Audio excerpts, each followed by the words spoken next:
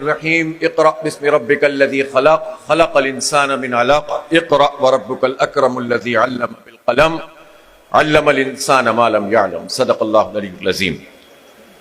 محترم جناب پروفیسر محمد ابراہیم خان صاحب، میر جماعت اسلامی خیبر پختونخوا، جناب عبدالواسع صاحب، اس پروگرام کے چیف پیٹرن خیبر پختونخوا جناب عنایت اللہ خان صاحب، اور اس بہت ہیوج ٹیسٹ کے آرگنائز کرنے والے میرے بہت ہی عزیز بھائی خالد وقاص، منتظمین، والنٹیئرز، ٹیچرز، انویجیلیٹرز، اور میرے بہت ہی عزیز طالب علموں، نوجوانوں، سب سے پہلے مبارکباد الخدمت فاؤنڈیشن خیبر پختونخوا کو، جس نے اتنا زبردست ایونٹ آرگنائز کیا ہے، اور یہ آپ کا جو سفر ہے آج اس کا آغاز ہے، اور انشاءاللہ مجھے یقین ہے کہ آپ سب لوگ اس ٹیسٹ میں کامیاب ہوں گے، اور کامیابی کے بعد آپ کے انٹرویوز ہوں گے۔ 35 اضلاع کے نمائندگی یہاں موجود ہے، اور یہاں قبائلی علاقہ جات سے بھی لوگ موجود ہیں، طالب علم بھی آئے ہیں، طالبات بھی آئی ہیں، مالاکنڈ ڈویژن سے بھی آئے ہیں، ہزارہ ڈویژن سے بھی آئے ہیں، اور اسی طرح سینٹرل کے پی سے بھی تمام لوگ موجود ہیں، اور ساؤدرن پارٹ جو کے پی کا ہے وہاں سے بھی موجود ہیں۔ مجھے خوشی ہے کہ اس بڑے اسکیل پر آپ نے اتنے آرگنائز طریقے سے یہ ایونٹ منعقد کیا ہے۔ یہ بنو قابل پروگرام گیم چینجر ہے۔ کراچی سے جس کا آغاز ہوا یہ خیبر تک پہنچ گیا ہے، یہ پورے پاکستان کا پروگرام ہے، اور ہمارے پیش نظر یہ ہے کہ انشاءاللہ آنے والے 1-2 سال میں ہی ہم 10 لاکھ اپنے یوتھ کو فری آئی ٹی کورسز کروائیں گے انشاءاللہ تعالی، اور پھر صرف ہم یہ ڈائریکٹ کورسز ہی نہیں کرائیں گے، بلکہ ہم 1 لاکھ ٹیچرز کو ٹرین کر رہے ہیں، وہ ٹیچر جو اسکولوں میں پڑھاتے ہیں، چاہے وہ گورنمنٹ سیکٹر کے ہوں یا وہ پرائیویٹ سیکٹر میں ہوں، اور ان 1 لاکھ ٹیچرز کی ٹریننگ کے بعد انشاءاللہ ہم وہ کریکولم ڈیوائز کر رہے ہیں، ڈیولپ کر رہے ہیں، کہ جس کے بعد یہ 50 لاکھ اسٹوڈنٹس جو اسکولوں میں موجود ہیں ان کو آئی ٹی کی ایجوکیشن فری آف کاسٹ دیں گے انشاءاللہ تعالی۔ اور جب یہ آئی ٹی کی ایجوکیشن آگے بڑھے گی تو اس کے نتیجے میں یہ سارے لوگ برسر روزگار بھی ہوں گے، اور یوتھ کا جو بہت بڑا مسئلہ ہے اس مسئلے کو ایڈریس کیا جائے گا۔ اسی طرح سے جب یہ لوگ جاب پہ لگیں گے، فری لانسر بنیں گے، تو یہ پاکستان کے ریمیٹنس میں اضافہ کریں گے، ایکسپورٹ میں اضافہ کریں گے۔ یہ ہماری بہت بڑی بدقسمتی ہے کہ پاکستان کے جہاں 25 کروڑ کی آبادی ہے، جس میں سے 65% لوگ 30 سے 35 سال کی عمر تک کے ہیں، آپ اندازہ کریں کہ 15-16 کروڑ یہاں یوتھ موجود ہوں، پوٹینشیل موجود ہوں، باصلاحیت لوگ موجود ہوں، اور وہاں پر ہماری آئی ٹی کی ایکسپورٹ صرف $3 بلین ہو، تو یہ صرف اور صرف حکومتوں کی نااہلی ہے، اس کے علاوہ کچھ اور نہیں ہے۔ جماعت اسلامی ایک پارٹی ہے، ایک جماعت ہے، الخدمت ایک این جی او ہے۔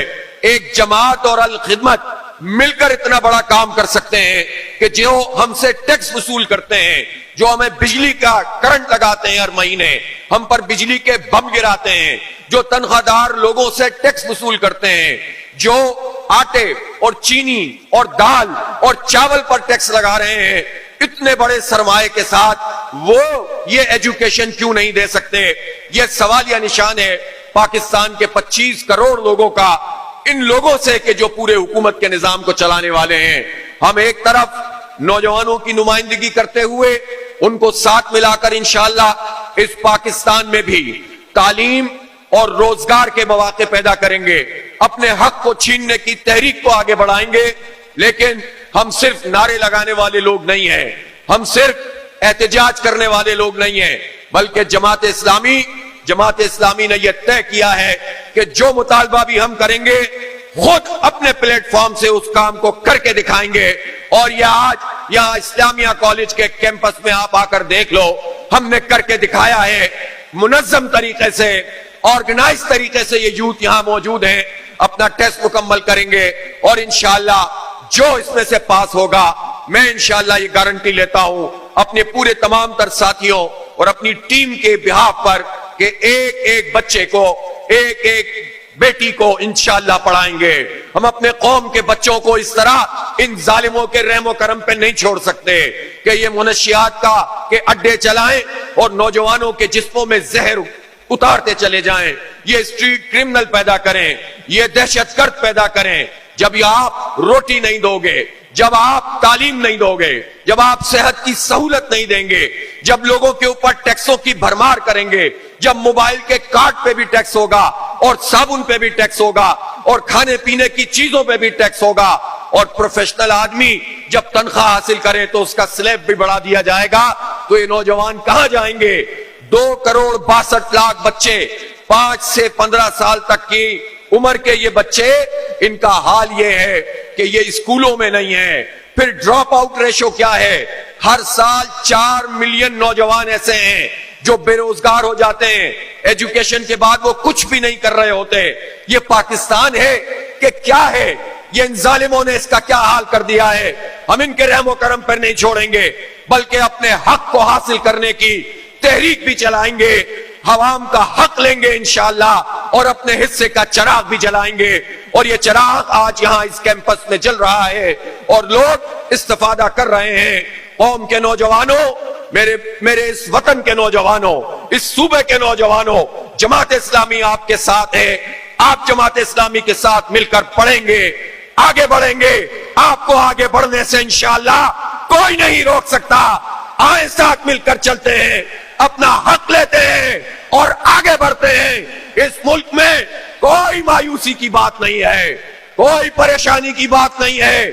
یہ طاقتور ضرور ہے، یہ لوگوں کو ہینڈل ضرور کر رہے ہیں، یہ سوشل میڈیا پہ پابندی ضرور لگا رہے ہیں، یہ ہمارے اوپر پہرے، ہماری سوچ پر پہرے بٹھانے کی کوشش ضرور کر رہے ہیں. لیکن یہ علم کو، یہ جد و جہد کو، یہ ذہن کو، یہ خیال کو، یہ فکر کو اور یہ امنگ کو نہیں روک سکتے. پاکستان کا مستقبل روشن ہے انشاءاللہ. پاکستان امید کے ساتھ جڑا ہوا ہے. ان مسائل پہ جو قابض طبقہ ہے اس سے انشاءاللہ جان چھڑائیں گے اور اپنے حصے کا چراغ جلائیں گے. بہت مبارک ہو آپ کو، آپ اس بنو قابل پروگرام میں آ گئے ہیں.